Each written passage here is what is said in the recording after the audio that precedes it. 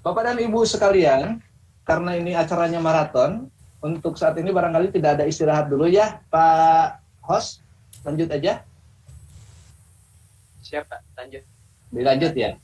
Baik, Bapak dan Ibu sekalian, setelah sesi penyusunan atau mekanisme ujian, kita akan masuk ke sesi yang kedua, yaitu penyusunan kisi-kisi soal. Nah, ini langsung berhubungan dengan kita ya.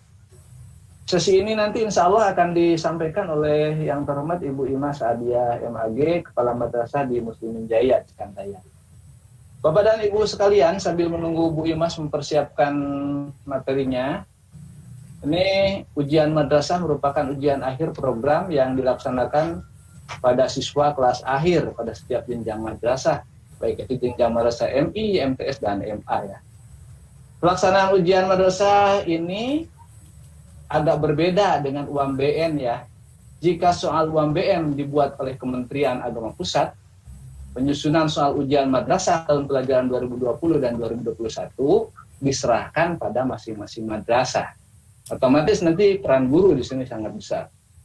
Nah, pelimpahan penyusunan soal ujian madrasah kepada masing-masing madrasah ini menuntut guru untuk mengupgrade kemampuannya, terutama dalam hal penyusunan kisi-kisi dan soal yang berkualitas. Sehingga perlu diadakan pembekalan terlebih dahulu. Diharapkan setelah pembekalan ini, guru-guru memahami dengan baik konsep penilaian hasil belajar, karakteristik soal khot, dan terampil dalam penyusunan kisi-kisi dan soal khot. Kalau ditanyakan, kisi-kisi yang bagaimana sih yang baik itu?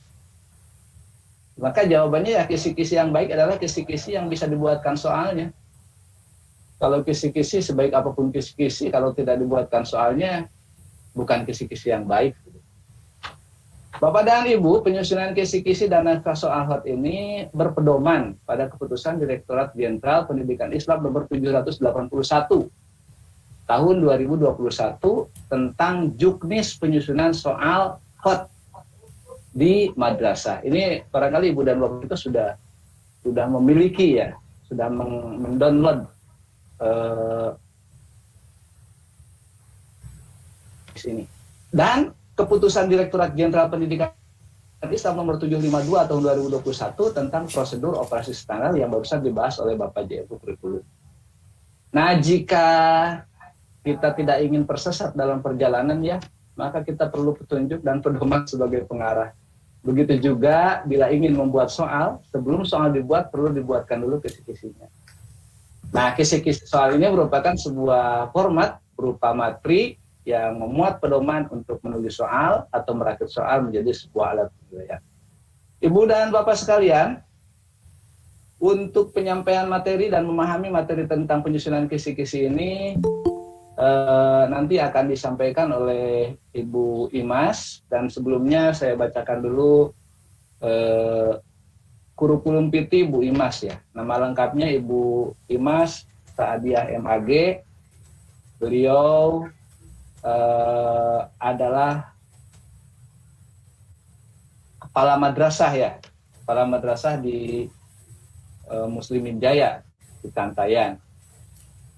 Riwayat pendidikan SD di Selagompong Cikantayan, kemudian MTS-nya di Yaspi dan MAN di Kota Sukabumi. Selanjutnya S1-nya di IAIN Sunan Gunung Jati Bandung, dan S2-nya di UIN Bandung juga, konsentrasi pendidikan SKI.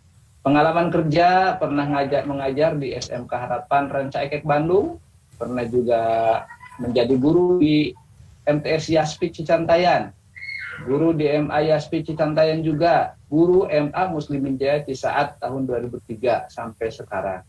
Kemudian guru SMK atau IT Bani Yasin tahun 2010-2015.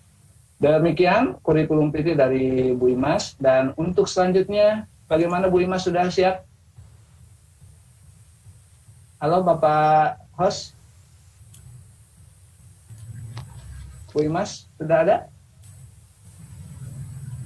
Bu Imas, tadi udah masuk. Mungkin masih ada kesulitan ya sambil menunggu Bu Imas ya. Demikian Bapak dan Ibu sekalian, begitu pentingnya kisi-kisi ini disusun, sehingga untuk penyusunan kisi-kisi ini perlu diadakan pembekalan terlebih dulu. Kisi-kisi ini menjadi pedoman pembuatan soal, ya, yang memuat secara lengkap kriteria dari soal yang akan disusun dalam sebuah tes. Kisi-kisi soal juga disusun berdasarkan silabus mata pelajaran. Assalamualaikum. Nah, alhamdulillah Bu Imas sudah masuk. Waalaikumsalam. Nah, Bu Imas, Ya, siap ya? Oke, ini sudah tidak sabar. Sekarang Bu Imas dipersilahkan untuk menyampaikan materi tentang penyusunan kisi-kisi soal. Waktunya 30 menit ya, Bu. Dipersilahkan. Bismillahirrahmanirrahim. Assalamualaikum warahmatullahi wabarakatuh. Waalaikumsalam warahmatullahi wabarakatuh. Hamdan wa syukurillah wa salatu wassalamu ala rasulillah amma ba'du.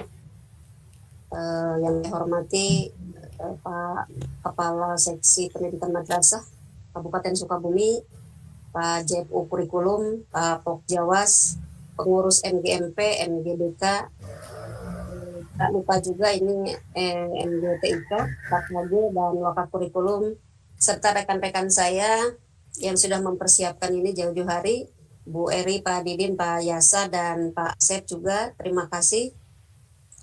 Dan seluruh peserta yang hadir dalam teknis penyusunan kisi-kisi dan soal hot pada madrasah ini. Pak Host punten sudah ada ya itunya, materinya sudah masuk? Sudah Bu, sudah. Sudah. Baik, kali ini saya ditugaskan untuk membuat menyusun teknis pembuatan kisi-kisi soal hot. Tadi sudah diperkenalkan, saya guru di MA Muslimin Jaya. Mohon maaf sedikit ralat, bukan di Cicantaian ya Pak ya, tapi saya di Cisaat. Ya. Itu jalannya jalan Cantaian, tapi wilayahnya masuk Cisaat. Terima kasih. Baik, sudah tadi dijelaskan oleh Pak JP Kurikulum bahwa untuk kisi-kisi PAI dan bahasa Arab itu sudah ada, sudah dibuatkan oleh Kanwil, oleh Kemenag Pusat. Nah, untuk mapel umum ini dibuatkan oleh Satuan Pendidikan termasuk soalnya. Untuk kali ini adalah pembuatan kisi-kisi soal hot. Mengapa harus hot ya? Ini kok, apakah yang dulu-dulu juga tidak termasuk hot gitu ya? Kalau kita merujuk pada ini acuannya yang tentang petunjuk teknis penyusunan soal hot atau soal higher order thinking skill, ini ada keputusan Dirjen Pendidikan Islam nomor 781 tahun 2001, ini sebagai acuan yang harus kita gunakan. Nah, mengapa tadi soal hot ya? Ini kita melihat latar belakang bahwa isu perkembangan pendidikan di tingkat dunia itu mengharuskan peserta didik untuk mampu berpikir kritis. Mungkin ini yang kita garis bawahi adalah berpikir kritis. Kemudian bukan hanya berpikir kritis saja, tapi juga bersifat analitis sesuai dengan standar internasional. Dan ini menjadi sebuah tuntutan bagi kehidupan kita di masa depan, terutama tentunya kehidupan kedepannya siswa-siswi kita. Baik, karena itu termasuk standar penilaian pun perlu mengalami perubahan. Nah, perubahannya yaitu bisa mengadaptasi secara bertahap penilaian mengedepankan kompetensi berpikir dan kreativitas. Jadi ini ada kolaborasi, kemampuan berpikir dan juga kemampuan dalam mengkreasi. Penilaian hasil belajar pun diharapkan dapat membantu peserta didik untuk meningkatkan kemampuan berpikir tinggi, high order thinking skill. Karena berpikir tingkat tinggi ini dapat mendorong peserta didik untuk mengaitkan materi pelajaran dengan kehidupan nyata. Jadi ada keterkaitan antara ketika dia berpikir tingkat tinggi itu dengan kebutuhan nanti kehidupan nyata. Bagaimana mereka bisa lebih lanjut atau problem solving.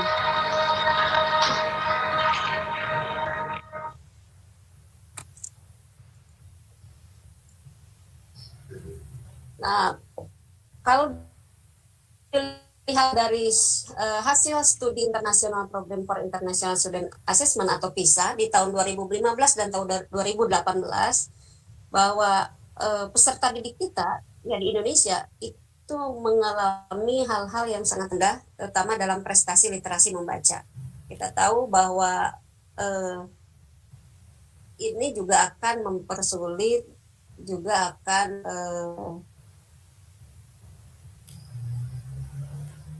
kemampuan membaca ini sangat bermanfaat ke depannya. Kemudian juga literasi matematik juga ini sangat rendah, literasi sains juga sama. Jadi Indonesia ini mengalami hal-hal yang sangat rendah dalam hal itu. Nah, pada umumnya kemampuan peserta didik Indonesia itu sangat rendah dalam memahami informasi yang kompleks. Ini mengapa nanti ke depannya kenapa penilaian itu lebih masuk kepada ranah wilayah-wilayah HOTS gitu ya. Kemudian rendah juga dalam teori, analisis, dan pemecahan masalah, termasuk juga kemudian prosedur dan pemecahan masalah, dan ini juga rendah dalam melakukan investigasi. Jadi berdasarkan hasil studi ini, para pemangku kebijakan membuat sebuah rumusan bahwa ini harus soal-soal itu, termasuk kisi-kisi itu harus berbasis HOT. Kalau dilihat dari grafik ini ya, bagaimana rendahnya siswa di Indonesia ini usia 15 tahun memiliki literasi dasar, membaca, matematik, sains. Jadi kemampuan jadi alasan kenapa penilaian itu harus berbasis HOT. Itu ya. Kemampuan berpikir yang tidak sekadar mengingat. Kalau mengingat, ini termasuknya kepada LOTS ya. Kemudian menyatakan kembali atau restart atau merujuk tanpa melakukan pengolahan. Jadi yang disebut dengan HOTS itu bukan hanya sekadar ini saja, tetapi lebih pada mendorong peningkatan kemampuan berpikir tingkat tinggi. Bagaimana kreativitasnya diolah bisa menyelesaikan masalah-masalah yang nanti akan dihadapi oleh siswa itu. Ini dasar yang digunakan kenapa penilaian itu harus basis HOT.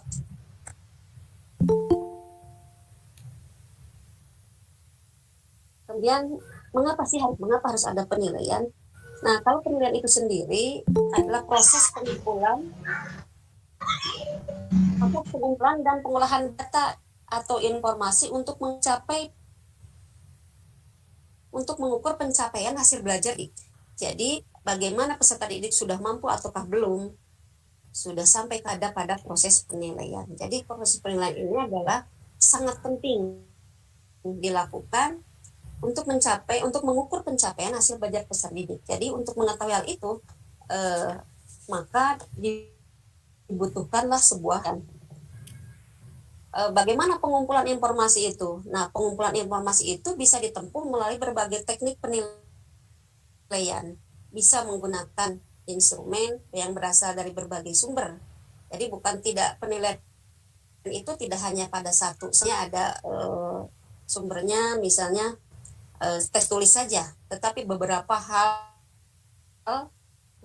cara, beberapa tindakan dalam proses penilaian ini.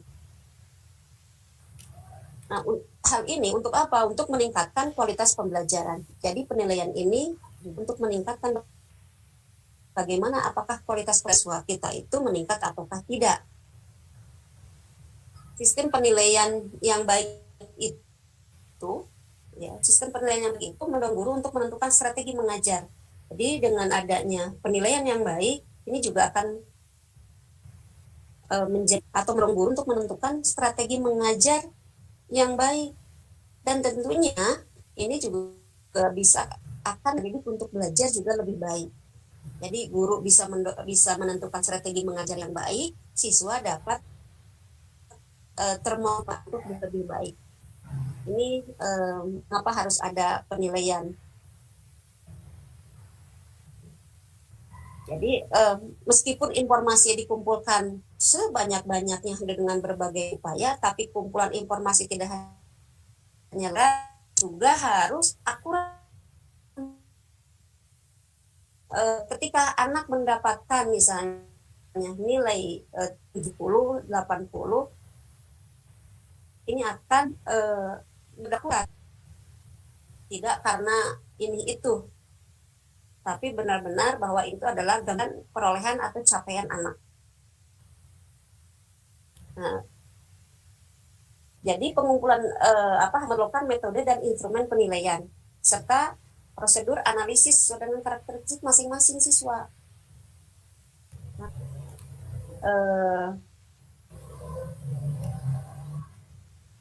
Penilaian tidak ada setelah belajar, tapi penilaian juga pada saat pembelajaran itu bisa dilakukan. Apa tindak lanjut ketika kita pertama merencanakan teknik dan bentuk penilaian seperti apa. Yang kedua, ini harus membuat instrumen penilaian seperti apa, gitu ya. Nah, bahwa penilaian itu bukan hanya pada saat pembelajaran saja, ya, tetapi pun pada setelah pembelajaran, tapi juga pada saat pembelajaran. Ada yang disebut dengan assessment of learning, ada yang disebut dengan assessment for learning, ada yang itu as learning. Nah, ini pendekatan-pendekatan penilaian. Yang disebut dengan assessment of learning adalah dilaksanakan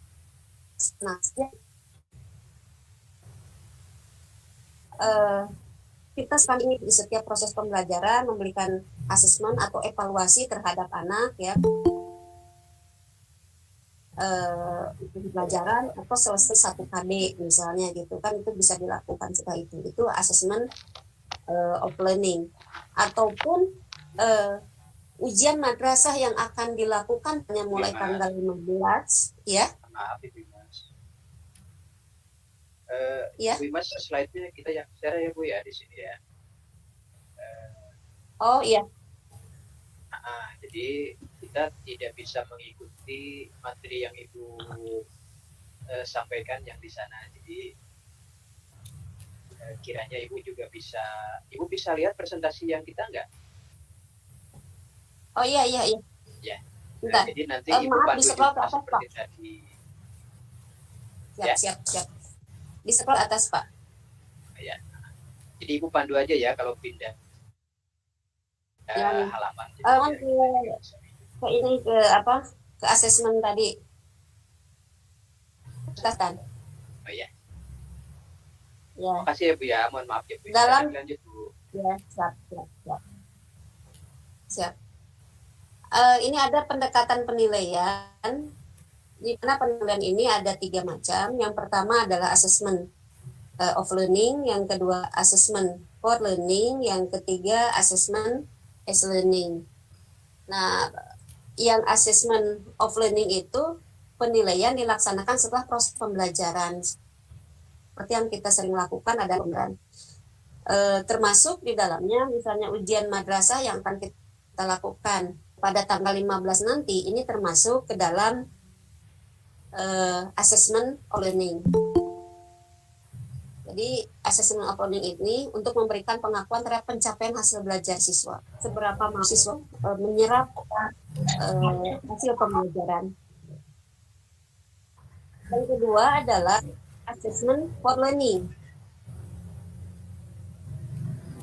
Assessment for learning ini dilakukan selama proses pembelajaran berlangsung. Jadi selama proses pembelajaran berlangsung bisa dilakukan sebuah penilaian. Biasanya digunakan sebagai dasar perbaikan proses belajar mengajar.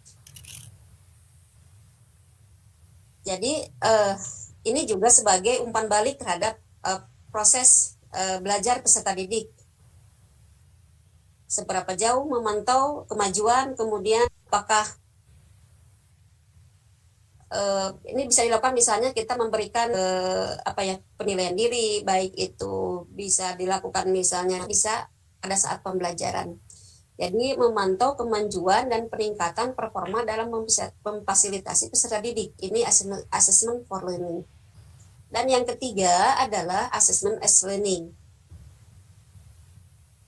Nah, assessment as learning mempunyai fungsi yang mirip dengan assessment for learning, yaitu berfungsi sebagai formatif dan dilaksanakan selama proses pembelajaran berlangsung. Jadi for learning untuk assessment as learning ini. Hanya perbedaannya kalau assessment as learning itu melibatkan peserta didik secara aktif dalam kegiatan penilaian. Sementara kalau assessment as learning itu penilaian antar teman, itu yang membedakan assessment for learning dan assessment as learning. Baik, bisa dipindahkan Pak. Halo. Nah, baik. Ini adalah prinsip-prinsip penilaian. Jadi sebelum kita masuk pada bagaimana menyusun soal hot, ini juga sebagai dasar-dasar saya sampaikan. Saya yakin Bapak dan Ibu ini sudah paham semua. Ini saya hanya mengingatkan kembali bagaimana prinsip-prinsip penilaian. Yang pertama, prinsip penilaian itu sahih. Jadi sahih itu valid, ya, valid. Ini dilakukan berdasarkan pada data yang mencerminkan kemampuan diukur. Artinya, untuk memperoleh data yang dapat mencerminkan kemampuan yang diukur itu harus digunakan instrumen yang sahih juga, yaitu instrumen yang mengukur apa yang seharusnya diukur, itu sahih. Jadi apa yang disampaikan itu valid, ya. Kemudian penilaian itu objektif, jadi tidak subjektif, ya, tidak subjektif, tidak dipengaruhi oleh nilai-nilai subjektivitas. Oh, mungkin misalkan ini karena anak saya atau karena apa gitu, ya. Jadi penilaiannya benar-benar atas capaian siswa gitu. Jadi memiliki penilaian kinerja, cakupan, otentisitas, kemudian dan kriteria penilaian pun yang sangat kompleks gitu, ya. Jadi ini berdasarkan tidak dipengaruhi oleh nilai-nilai subjektivitas. Yang ketiga, bahwa prinsip penilaian itu adalah bersifat adil. Mengapa harus adil? Karena biasanya di sekolah kita itu kan siswa kita terdiri dari berbagai latar belakang, baik itu suku, budaya, adat istiadat, bahkan status sosial ekonomi pun ini banyak, ya, di siswa kita. Nah, ini kenapa harus adil seperti ini, ya? Jadi penilaian itu semata-mata harus disebabkan oleh berbedanya capaian belajar, bukan karena hal-hal yang lain. Jadi siswa dinilai itu karena perbedaan nilai itu karena berbedanya capaian belajar peserta didik pada kompetensi yang dinilai, bukan karena hal-hal yang lain. Ini harus bersifat adil. Jadi ini misalnya si A mendapatkan nilai sekian, mendapatkan nilai berapa, itu karena dia telah mencapai hasil belajar yang sampai ke situ, gitu. Bukan karena dia orang kaya, bukan karena dia kasihan karena misalnya ini dari luar daerah jauh ke sini kemudian kita memberikan penghargaan, itu bukan, tapi karena disebabkan oleh capaian belajar siswa itu sendiri. Yang berikutnya, prinsip penilaian ini adalah terpadu. Penilaian oleh guru merupakan salah satu komponen yang tak terpisahkan dari kegiatan pembelajaran. Jadi proses penilaian ini mengetahui apakah kompetensi yang telah dicapai sudah dicapaikah atau belum kompetensi ini oleh siswa, gitu, ya. Jadi ini terpadu. Ketika ada mengajar berarti ada penilaian. Ini terpadu, gitu. Dan penilaian ini tidak boleh menyimpang dari pembelajaran. Artinya apa yang disampaikan itu yang diberikan penilaian. Jadi jangan kecuali nanti menganalisis ke sananya. Yang kelima adalah prinsip penilaian itu terbuka. Terbuka, jelas, dan dapat diketahui oleh siapapun. Artinya ketika siswa mendapatkan nilai sekian, itu karena apa? Dia mendapatkan nilai sekian itu karena apa? Jadi ini terbuka, siswa pun dapat mengakses ini, dapat mengetahui dari mana dia memperoleh itu, kenapa dia memperoleh sekian. Jadi ini harus terbuka, baik kepada terutama kepada siswa. Kemudian prinsip berikutnya dalam penilaian adalah menyeluruh dan berkesinambungan. Artinya penilaian oleh guru itu mencakup semua kompetensi, baik itu misalnya kognitifnya, afektifnya maupun psikomotornya.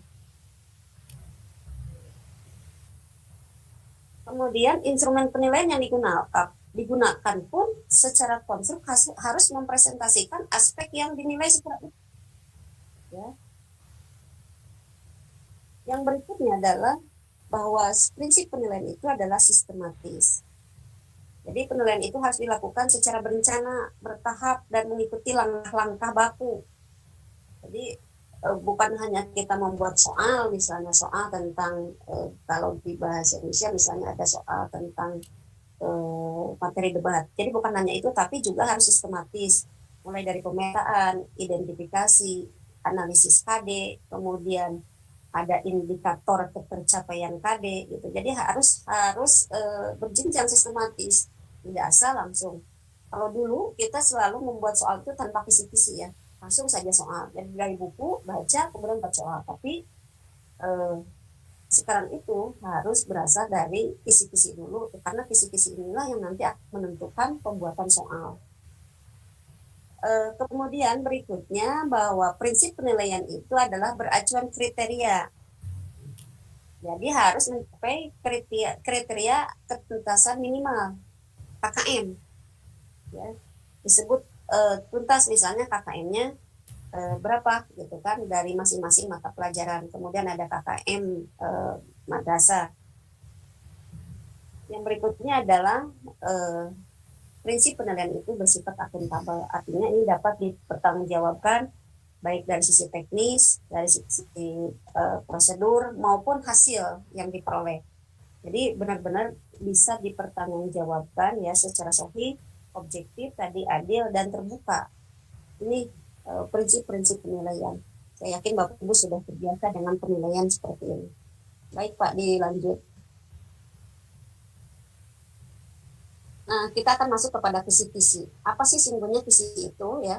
Kisi-kisi itu adalah format yang berbentuk matriks berisi informasi yang dijadikan pedoman untuk menulis atau merakit soal. Ini kisi-kisi. Jadi ketika kita akan membuat atau menulis atau merakit soal, maka ini sebagai awal dari pembuatan soal itu ya kisi-kisi terlebih dahulu. Ya, kisi-kisi terlebih dahulu. Dilanjut, Pak. Nah, untuk apa sih fungsi kisi-kisi itu? Yang pertama sebagai panduan. Jadi ketika kita menyusun soal, inilah yang menjadi panduannya agar diperoleh soal yang valid, gitu ya. Dilihat dari itu. Karena di situ nanti ada materi sebagai pemandunya, ada materinya, kemudian ada indikator, ada subindikator, sampai dengan ada bukti soal dan jenis atau level soal. Gitu. Maka ketika kita akan membuat soal, inilah yang menjadi panduannya, ini yang menjadi dasarnya. Yang kedua, fungsi kisi-kisi itu sebagai acuan bagi penyusun soal agar soal yang dibuat sesuai dengan tujuan tes. Untuk apa tes itu, gitu ya? Atau apakah ini tes prediktif, memprediksi tentang ketuntasan siswa, ataukah ketuntasan belajar, gitu kan? Nah, yang ketiga, membantu menyusun soal dalam menentukan proporsi jumlah soal. Apakah soal yang kita buat itu berapa soal ya, berapa tingkat kesulitan materi gitu. Kemudian juga penentuan pembobotan penilaian. Berapa pembobotan penilaian misalnya untuk pilihan jamaknya berapa, misalnya untuk nanti esainya berapa. Gitu. Nah, jadi inilah fungsi kisi-kisi sebagai kalau ini pengendali pembuatan soal. Dulu sebelum biasanya kita membuat soal itu dari soal dulu. Jadi kisi-kisi penyusunan terhadap soal itu bahasa kita nama disuridang, itu tidak boleh ya. Jadi dari awal dulu adalah kisi-kisi dulu baru kepada tahap pembuatan soal. Lanjut Pak. Nah, seperti apa sih syarat-syarat kisi-kisi itu? Yang pertama harus mewakili isi kurikulum yang diujikan. Artinya di identitas kisi-kisi juga menggunakan kurikulum apa? Apakah kurikulum 2013 atau kurikulum apa yang berlaku saat ini? Jadi gambaran kurikulum ini nanti tertera dalam kisi-kisi. Oh, dengan kisi-kisi seperti menggunakan kurikulum apa? Karena di situ ada komponen KD gitu ya, KD. Kemudian ada indikator pencapaian kompetensi. Yang kedua, komponen-komponennya rinci, jelas, dan mudah dipahami. Artinya ada kolom-kolom, ada matriks-matriks yang bisa kita isi secara rinci. Misalnya KD berapa yang kita buat gitu ya. Kemudian IPK-nya seperti apa gitu kan, materinya mana gitu. Ini harus jelas. Kemudian ketika kita akan membuat soal, dari indikator soal itu jelas kita akan membuat soal apa. Dan levelnya menggunakan level 1, level 2 ataupun level 3. Yang ketiga, syarat kisi-kisi itu adalah indikator soal harus jelas supaya dapat dikembangkan menjadi butir soal. Nah, nanti ada indikator pencapaian kompetensi, ada indikator soal. Nah, di indikator soal itu harus jelas, karena nanti butir soal itu justru akan dibuat dari indikator soal. Tetapi indikator soal pun tidak akan muncul manakala tidak ada materinya, tidak ada IPK-nya, tidak ada KD-nya. Jadi semua satu rangkaian tak terpisahkan. Berikutnya Pak. Nah ini secara umum format kisi-kisi seperti ini. Kalau misalnya nanti ada dikembangkan ada kolom soal boleh gitu ya. Tapi secara umum seperti ini. Di sini ada pertama ada judul ya. Ada judul kisi-kisi soal ujian madrasah misalnya gitu. Kemudian satuan pendidikan. Ada identitas di situ ya, ada identitas satuan pendidikan, kemudian mata pelajaran apa, kelas berapa untuk semester berapa kisi-kisi ini, dan tahun pelajaran saat pembuatan kisi-kisi ini. Jadi identitas pun harus ditulis secara lengkap, gitu ya. Boleh juga kalau di situ misalnya membuat kisi-kisi dicantumkan boleh gitu ya. Misalnya karena ini mata pelajaran bahasa Indonesia, misalnya pembuat kisi-kisinya siapa, dicantumkan saja di situ boleh. Apa saja yang harus ada? Yang pertama nomor, memang ini nomor. KD sangat penting. KD bisa dilihat di struktur kurikulum, ada kompetensi dasar masing-masing mata pelajaran. Kemudian ada IPK, indikator pencapaian kompetensi. Kemudian materi yang akan disampaikan apa? Nah, IPK ini juga diturunkan dari kompetensi dasar. Gitu. Dari kompetensi dasar, kemudian dibuatlah IPK. Kemudian di situ ada materi yang akan dibuat soal itu materi apa. Kemudian ada indikator soal. Nah, ini ada indikator soal. Jadi ada indikator IPK, ada indikator soal yang nanti akan dibuatkan sebagai butir soal. Kemudian ada level kognitif. Level kognitif ini juga ada ketentuannya berapa persennya gitu ya. Ya, ada berapa persentasi level kognitif. Kemudian bentuk soal, apakah bentuk soalnya pilihan, saya lebih senangnya menyebut dengan pilihan jamak ya. Pilihan jamak, mengapa pilihan jamak? Karena opsinya cukup banyak, apalagi kalau di aliyah itu ada 5 opsi, A, B sampai dengan E. Sementara kalau di MTS kan A sampai D, kalau di MI juga sama A sampai D. Nah, jadi saya lebih senangnya menyebutnya dengan pilihan jamak karena ini banyak pilihan, lebih dari 2. Kemudian ada nomor soal. Jadi indikator itu untuk soal berapa? Untuk soal boleh ya di ini misalnya kira-kira untuk indikator soal ini saya lebih senang di soal keberapa gitu ya. Bukan atas dasar senang atau tidak senang gitu ya, tapi anak lebih memahaminya di soal keberapa gitu ya. Jadi boleh soal itu tidak berurutan pun boleh untuk nomor soal. Jadi bentuk soalnya bisa berbentuk pilihan jamak ataupun soalnya dalam bentuk esai. Berikutnya Pak. Nah tadi ada IPK. IPK itu atau indikator pencapaian kompetensi ini sebagai tolak ukur ketercapaian sebuah KD. Jadi IPK ini diturunkan dari KD. Indikator pencapaian kompetensi menggambarkan kompetensi dasar menjadi lebih spesifik. Gitu. Kalau misalnya di KD itu bersifat umum, maka di IPK ini indikatornya menjadi lebih khusus. Nah, biasanya ini menggunakan kata kerja operasional. Mungkin Bapak Ibu bisa mendownload yang terbaru kata kerja operasional yang disesuaikan dengan level-levelnya yang digunakan pada kurikulum 2013. Dilajeng, Pak. Nah, ini ada beberapa tantangan dalam menjabarkan IPK ini. Ini menjabarkan KD menjadi IPK itu dan indikator soal. Mengapa? Ini ada esensi itu IPK tuh. Dengan adanya IPK ini bisa menentukan tujuan pembelajaran. Yang kedua, menentukan materi pelajaran. Apakah ini faktual, konseptual, prosedural, ataukah metakognitif gitu. Kemudian menentukan langkah-langkah pembelajaran. Menentukan media dan sumber belajar. Ini mungkin nanti di RPP ya, nanti bukan di kisi-kisi, ini lebih di RPP, menentukan media dan sumber belajar, menentukan bentuk instrumen penilaiannya seperti apa. Ini pentingnya adanya IPK gitu. Dilanjutkan, Pak. Nah, kemudian ketika kita akan menyusun kisi-kisi, juga harus menyusun stimulus HOTS dulu. Jadi dalam nanti di indikator soal, harus ada stimulus. Misalnya disajikan gambar, disajikan grafik, disajikan tabel atau wacana gitu kan. Nah ini harus ada stimulus dulu, biar nanti anak sebenarnya lebih memahami. Nah kalau memahami soal yang nanti diberikan. Bagaimana kalau misalnya tidak menggunakan stimulus? Bisa juga tidak menggunakan stimulus, gitu ya.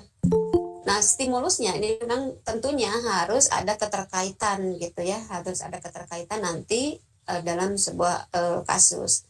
Hanya saja untuk stimulus ini juga harus diperhatikan ada pedoman-pedoman khususnya. Artinya tidak pertama tidak menyinggung sara, kemudian tidak berbau-bau politis misalnya gitu ya, pokoknya ras gitu ya, menyinggung ras dan lain-lain juga ini harus diperhatikan dalam menyusun stimulus. Kemudian stimulus hendaknya menuntut kemampuan menginterpretasi, mencari hubungan, menganalisis, menyimpulkan atau menciptakan, karena ini kan kita akan menyusun kisi-kisinya berbasis quotes. Jadi harus menuntut kemampuan-kemampuan seperti ini stimulusnya. Nanti akan disajikan juga contohnya. Pilihlah kasus permasalahan kontekstual, artinya stimulusnya yang permasalahan kontekstual dan menarik, artinya kekinian, up to date, biar mereka juga bisa menyambungkan dan memahami hal itu. Untuk apa sih? Untuk memotivasi peserta didik juga bisa membaca gitu kan. Pengecualian mungkin nanti untuk mapel bahasa sejarah boleh tidak kontekstual gitu ya, kalau bahasa sejarah, karena memang sejarah kan membicarakan masa lalu gitu. Yang berikutnya terkait langsung dengan pertanyaan atau pokok soal yang ini ya, bisa kita sajikan contohnya. Punten Pak, dikebawahkan dulu. Mohon maaf Bu, ini untuk waktu mohon dipercepat ya, karena sudah melewati batas. Oke, terima kasih. Kita langsung ke ininya Pak, ke bawah. Ke bawah aja. Terus ke contoh. Ke contoh Pak. Nah ini di atas Pak tadi. Nah, di indikator soal ini harus mencerminkan ABCD ya. Pertama ada audiens. Audiens itu siapa yang menjadi sasaran. Nah, audiensnya nanti di indikator soal siswa dapat. Misalnya siswa dapat. Nah, ini audiens. Jadi rumusan indikator ini menyangkut rumusannya adalah ABCD. Kemudian behavior, apa yang diinginkan, behavior. Misalnya di sini siswa dapat menentukan atau menentukan ide pokok gitu kan. Nah, kalau contoh bahasa Indonesia, karena maaf saya mengajar bahasa Indonesia, jadi contoh-contohnya untuk bahasa Indonesia. Nah, ini behavior. Kemudian yang ketiga ada condition. Condition di mana ini stimulus, disajikan teks misalnya eksplanasi. Nah, ini juga ada kondisinya seperti apa gitu ya. Dan di akhir adanya degree. Degree ini semacam cara ya. Kalau di bahasa Indonesia ada keterangan cara. Dengan apa mereka dapat menentukan itu dengan tepat, dengan benar gitu ya. Nah gitu. Kalau bahasa Indonesia ada dengan padu misalnya. Ini untuk perumusan indikator soal. Berikutnya. Ini nanti proses kognitif nanti bisa ini aja ya, dibaca, mangga ke bawah. Contoh ke contoh. Nah ini ada contoh mata pelajaran akhlak. Ini lebih ke contoh. Ini KD-nya memahami 12 al-asmaul husna. IPK-nya menunjukkan salah satu dalil al-asma. Kemudian menganalisis bukti. Ya, ini di level kognitifnya akan berbeda. Kalau menunjukkan salah satu dalil al-asmaul husna, ini levelnya level 1, lebih rendah. Kemudian di sini ada IPK. Jadi dari KD ini bisa dibentuk beberapa IPK. Yang kedua contohnya menganalisis bukti bahwa Allah, ini menganalisis. Ini levelnya sudah level 3. Kemudian materinya bisa dilihat, nah ini indikator soal. Disajikan ayat Al-Quran. Peserta didik dapat menunjukkan salah satu al-asma'ul husna yang terkandung di dalamnya dengan benar. Nah ini sudah komponen ABCD ini sudah masuk dalam indikator soal. Dan levelnya karena ini levelnya karena KKO-nya juga hanya menunjukkan, maka di sini level 1. Yang kedua menganalisis. Contoh indikator soalnya, disajikan narasi tentang fenomena alam. Peserta didik dapat menganalisis bukti bahwa Allah bla bla bla dengan benar. Ini juga ABCD-nya sudah masuk di sini. Nah, ini indikator soal ini nanti untuk menentukan poin-poin atau butir-butir soal. Dan ini bisa dilihat bahwa level 3, kemudian bentuk soalnya pilihan ganda, nomor soalnya misalnya nomor 2. Ini kisi-kisi seperti ini. Ini dasar untuk membuat soal ini kisi-kisi seperti ini. Contoh yang lain, ada satu lagi Pak. Nah ini saya contohkan untuk bahasa Indonesia, kelas Mr. Ganjil, kurikulumnya 13, misalnya mengidentifikasi informasi ya, pengetahuan tentang teks eksplanasi. IPK-nya saya contoh satu saja, menyusun kalimat teks eksplanasi. Materinya memahami informasi dalam teks informasi, kemudian indikatornya disajikan teks eksplanasi secara acak. Artinya di situ kalimatnya dibulak-balik artinya gitu. Yang harusnya misalnya di awal jadikan di akhir, di tengah-tengah diacak. Siswa dapat menyusun kembali teks eksplanasi secara padu. Mengapa di sini masuk level kognitif 3? Karena ini kemampuan anak harus berpikir kalimat mana yang sungguhnya harus di awal gitu kan. Kemudian bentuk soalnya PJ, kemudian nomor soalnya 1. Ada terakhir Pak? Saya pikir cukup ya, karena waktunya juga ini kisi-kisi indikator. Contoh lagi, yang barusan Pak, sebentar yang barusan. Ini contoh kisi-kisi indikator, misalnya gini ya, dalam bahasa Indonesia. Mengapa hot itu? Bagaimana analisis hot itu? Disajikan potongan paragraf deskripsi. Siswa menentukan ide pokok paragraf di atas dengan benar. Tentunya, mengapa ini masuk ke dalam hot ya? Karena ada langkah-langkah yang harus ditempuh oleh anak. Pertama, anak harus tahu dulu apa itu ide pokok. Macam ide pokok, tahu perbedaan kalimat, pokok kalimat penjelas. Jadi ini termasuk ke dalam HOTS ya, karena ada level-level, ada tahapan-tahapan yang harus dilalui oleh anak sampai dia bisa menjawab soal. Itu mungkin berpikir kritis dan kreatif itu di sana.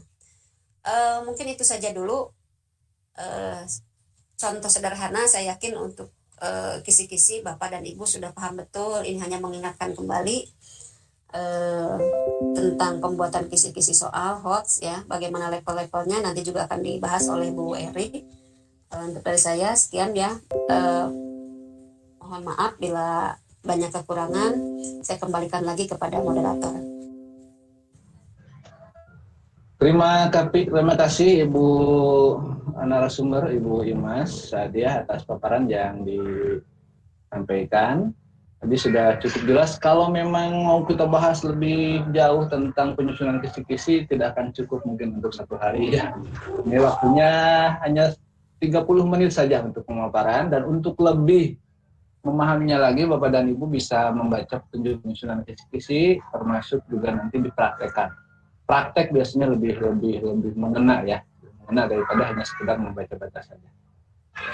Bapak dan Ibu sekalian, dari materi yang disampaikan barusan oleh Ibu Imas, barangkali ada yang mau ditanyakan.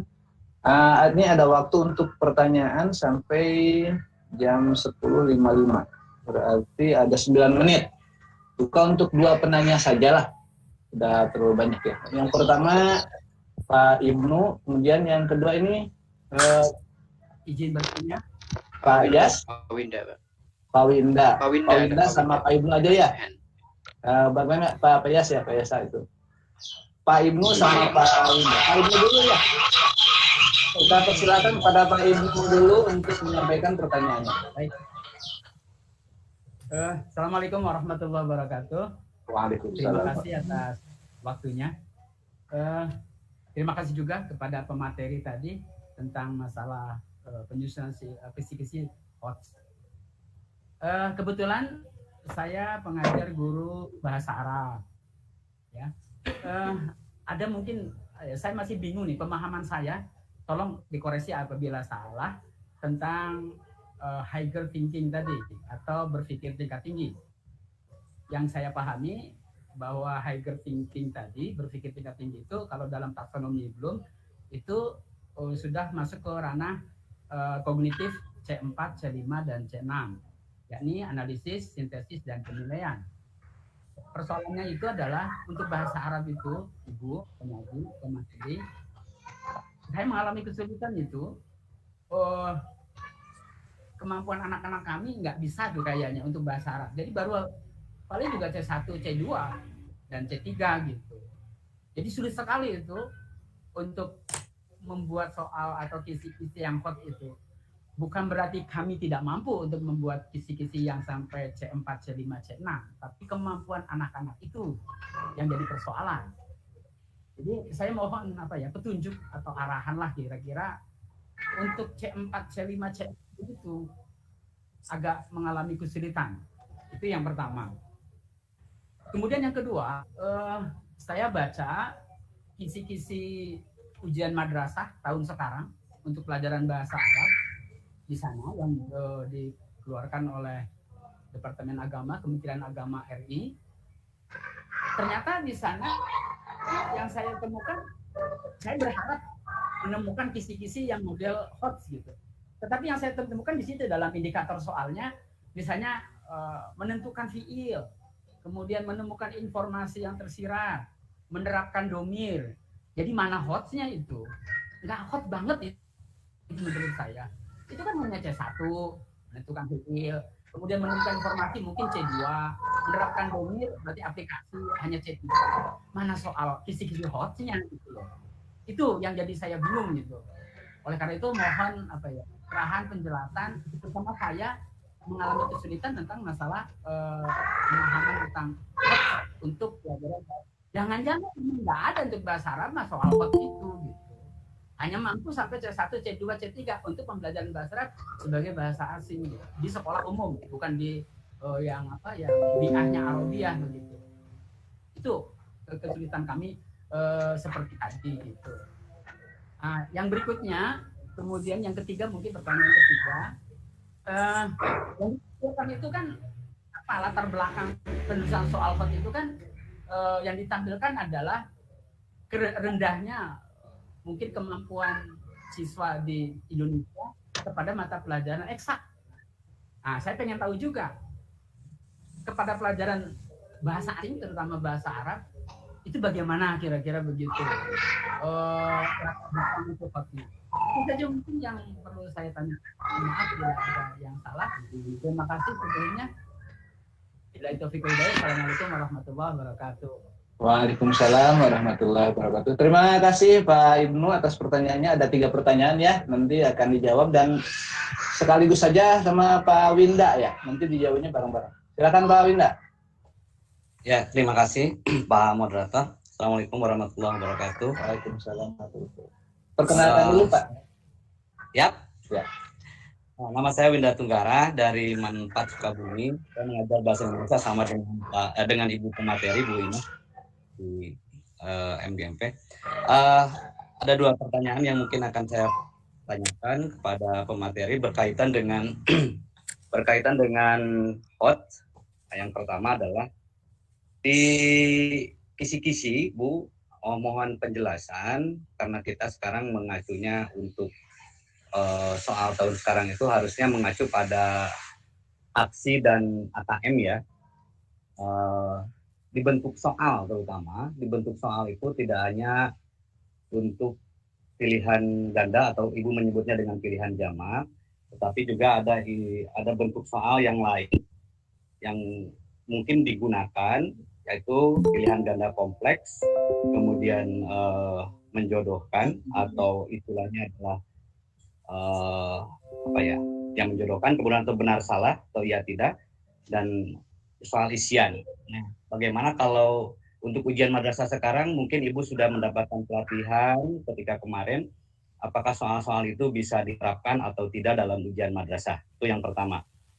Kemudian yang kedua berkaitan dengan HOT. Tadi Ibu menyebutkan bahwa kriteria soal HOT itu wajib ada 3 aspek. Yang pertama adalah soal HOT itu harus menggunakan stimulus. Dan yang kedua menggunakan konteks yang baru atau yang sekarang kontekstual. Dan yang ketiga adalah membedakan antara tingkat kesulitan dan kompleksitas berpikir. Nah, ya, yang mungkin kalau di bahasa Indonesia untuk stimulus itu sebenarnya dari dulu pun dari kurikulum 2000 yang lalu, 2006, atau dari kurikulum sebelumnya itu sebenarnya sudah menggunakan stimulus. Hanya membedakan yang ingin saya ketahui, untuk membedakan level berpikir atau level kognitif antara 1, 2, 3 di antara stimulus itu nanti bagaimana Bu? Karena kadang mungkin saja tahapan-tahapan berpikir ini ketika dalam soal itu ada semacam ada kesamaan gitu. Misal tadi Ibu mencontohkan dengan deskripsi, paragraf deskripsi, menurut Ibu itu HOT, tapi menurut saya mungkin baru levelnya ada level kognitif, di level kognitif 2 menerapkan. Nah itu Bu, mohon dijelaskan ulang. Terima kasih Pak Moderator, itu saja. Coba diulangi Pak Winda, pertanyaan nomor pertama tadi. Nomor pertama itu berhubungan dengan bentuk soal Pak. Apakah bentuk soalnya? Bentuk soal itu kan di kisi-kisi itu tadi hanya ada pilihan jamak atau menyebutnya dengan pilihan jamak. Tapi kalau sebenarnya kalau di instrumen tes tulis itu ada pilihan bentuk soal yang lain. Contoh menjodohkan atau benar salah atau format isian yang lain gitu. Karena kita mengacunya pada aksi ataupun AKM. Nah sekarang ujian madrasah kita boleh nggak untuk membuat bentuk soal yang seperti itu? Itu satu. Maaf, ini bisa tambah satu lagi sedikit aja dari madrasah, dari Sanawiyah. Satu lagi. Tapi sedikit aja ya Pak ya? Sedikit aja ya. Dari mana? Dari MTS Darul Fikri ini. Darul Fikri. Ya, silakan Pak. Pak Bunyamin ya? Iya. Begini, dalam kisi-kisi itu biasanya kan kita membuat soal itu ada yang mudah, yang sedang, ada yang sukar. Nah, kemudian dalam bentuk soal itu sendiri ada yang buno, artinya non-objektif, dan ada yang gua atau objektif. Jadi yang hot itu di mana ini letak yang perkembangan yang sekarang buat membuat pertanyaan ini. Terima kasih, situ aja ya. Oke. Jadi intinya hot untuk membuat pertanyaan, karena yang saya tahu pertanyaan itu ada yang mudah, ada yang sedang, ada yang sukar begitu. Nah, dalam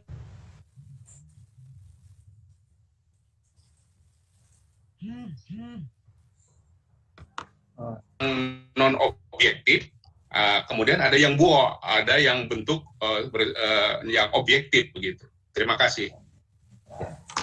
Ya, terima kasih untuk semua penanya. Pertama Pak Ibnu, kemudian Bu Pawinda, dan Pak Bunyamin.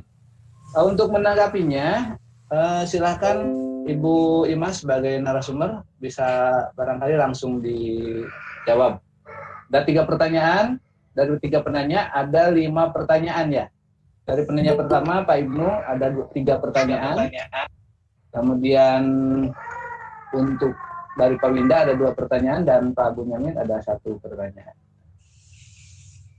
Ibu Imas, silakan. Mohon. Aduh, ini senior saya semua nih. Ada Pak Ibnu, ada Pak Winda. Punten Pak Winda.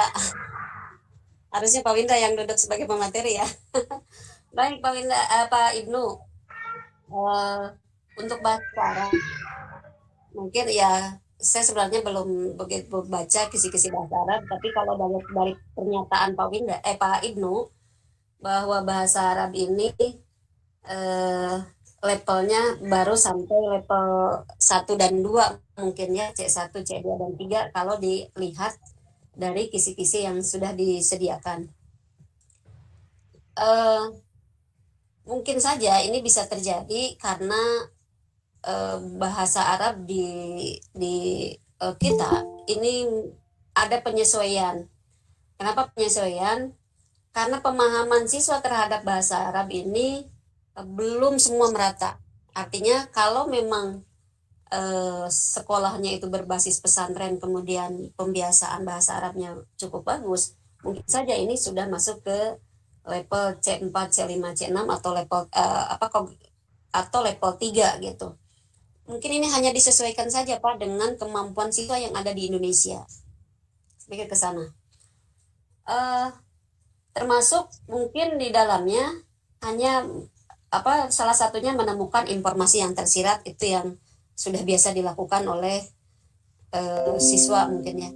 Hanya karena saja itu bahwa kemampuan berbahasa Arab di Indonesia, siswa Indonesia itu masih rendah. Jadi tim penyusun kisi-kisi pun menyesuaikan dengan kondisi siswa yang ada di Indonesia. Kalau tadi penyusunan soal HOTS, misalnya di eksak rendah, bagaimana dengan bahasa Arab? Ini yang mengadakan survei itu bisa Pak ya, mengadakan survei itu. Jadi mungkin ke bahasa Arab belum disurvei, hanya kemampuan membaca atau literasi saja yang disurvei dan kemampuan eksak. Jadi kemampuan survei bahasa Arabnya belum disurvei. Itu untuk yang pertama Pak Ibnu. Yang kedua Pak Winda, ya untuk pilihan ganda kompleks, kemudian soal misalnya benar salah, itu memang sudah diperbolehkan. Sudah diperbolehkan, silahkan saja dibuat dengan bentuk-bentuk soal. Saya hanya mencontohkan 2 saja sih sebenarnya, hanya esai dengan dengan itu saja, pilihan ganda saja. Sementara contoh yang itu tidak disampaikan. Jadi sebenarnya ini sudah boleh ya menggunakan bentuk-bentuk penilaiannya, misalnya tadi benar salah gitu ya, menggunakan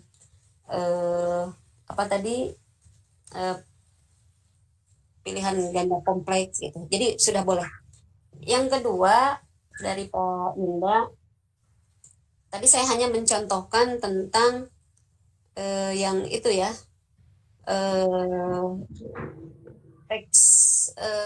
eksplanasi. Nah di situ kan saya melihat kenapa di situ lebih berpikir tinggi, karena pertama siswa harus memahami bacaan dulu. Seperti apa bacaan,